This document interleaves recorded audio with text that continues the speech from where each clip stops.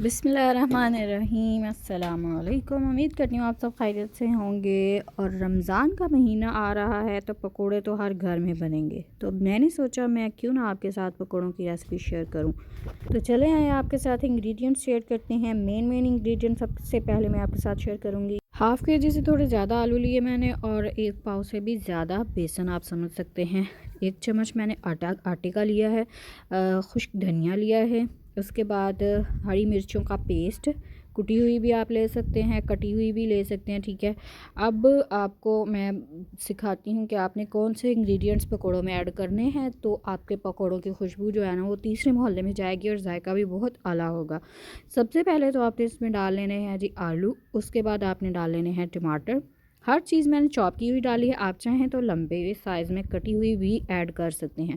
अब मैंने एक बड़े साइज़ का प्याज जो है चॉप किया हुआ वो भी ऐड कर दिया है इसमें। प्याज पकोड़ों में ज़्यादा शामिल करें तो ज़्यादा मज़ेदार बनते हैं, ठीक है। सॉफ्ट भी बनते हैं और मज़े के भी बनते हैं। 1 टेबलस्पून भर के हमने यहाँ पे जो है खुश्क धनिए को हाथ पे अच्छी तरह मसल के जो है ना वो ऐड कर दिया है। आपने भी लाजमी ऐड करना है। उसके बाद जी हमने कसूरी मेथी हाफ़ टी स्पून या उससे थोड़ी सी ज़्यादा ऐड की है।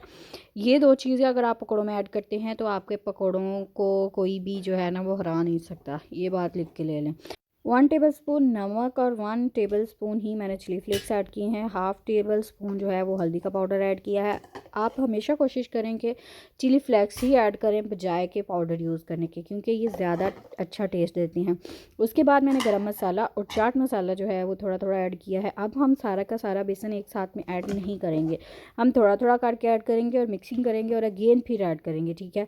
अब मैंने यहाँ पे इसमें जो है ना वो ऑरिगेनो लीव्स ऐड की हैं, ठीक है। उसके बाद मैंने थोड़ी सी अजवाइन भी ऐड की है। ये 2 चीज़ें भी आप लाजमी ऐड करें, इसमें बहुत अच्छा जायका देंगे आपको। अब बाज़ारों में जो हमेशा ज़्यादातर जो है वो पकोड़ों में आटा यूज़ किया जाता है। मैंने भी यहाँ पे 1 टेबलस्पून जो है वो आटा पकोड़ों में ऐड किया है। उसके बाद मैंने यहाँ पे 1 टेबलस्पून जो है वो लेमन का जूस ऐड किया, ठीक है। अब हम करेंगे इसकी अच्छे से मिक्सिंग पहले आपने ड्राई मटेरियल की करनी है। उसके बाद आप इसमें चाहें तो पानी थोड़ा सा ऐड कर लें, वरना आप इसको ऐसे भी छोड़ेंगे तो थोड़ी देर के बाद ये अपना पानी जो है वो छोड़ देती हैं चीज़ें। अब मैंने मज़ीद बेसन ऐड किया है।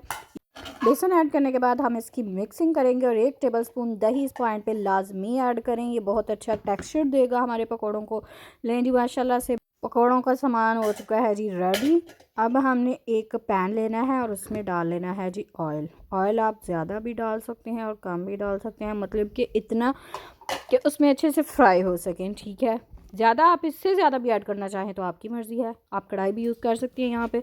अब मैंने जी ऑयल जो है हमारा गर्म हो चुका है, तो अब इसमें मैंने पकोड़े ऐड कर लिए हैं। पकोड़े आप चाहें तो बड़े साइज़ के अपनी मर्ज़ी से आपने ऐड करने हैं, ठीक है। कुछ लोग बड़े बड़े पकोड़े पसंद करते हैं और कुछ लोग बिल्कुल छोटे छोटे पकोड़े पसंद करते हैं, ठीक है। मैंने यहाँ पर जो है वो दरमियाने साइज़ के पकोड़े जो है वो ऐड किए हैं। आपने थोड़ा टाइम के बाद इनकी साइड चेंज कर लेनी है, ताकि ज़्यादा आपके पकोड़े जो हैं वो फ्राई ना हो जाएं एक साइड से। फ्लेम भी आपने बिल्कुल मीडियम रखनी है।